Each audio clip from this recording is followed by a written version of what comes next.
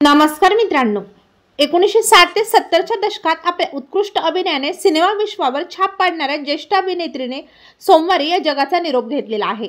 चला पाहूयात कोण आहे ती अभिनेत्री। तत्पूर्वी आपण जर तारांगण या YouTube चॅनलला सबस्क्राइब केलं नसेल तर नक्की सबस्क्राइब करा।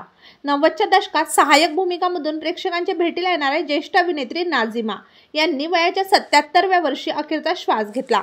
अभिनेत्री नाझिमा यांचा जन्म 25 मार्च 1948 रोजी नाशिक येथे झालेला।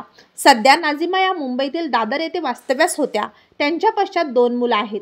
नाझिमा यांनी बालकलाकार म्हणून आपल्या अभिनय कलाची सुरुवात केली। अभिनेत्री नाझिमा यांनी निशांत, राजा और रंग, औरत, डोली, अभिनेत्री, मंचली, प्रेमनगर, अनुराग, बेईमान, आरजू, देवदास यासारख्या अनेक चित्रपटातून लोकप्रियता मिळवली। नाझिमा यांच्या अचानक जाण्याने सिनेविश्वावर शोककळा पसरली व एका सुवर्ण युगाचा अंत झालेला आहे। तेव्हा मित्रांनो, आपल्या तारांगण या YouTube चॅनल तर्फे अभिनेत्री नाझिमा यांना भावपूर्ण श्रद्धांजली।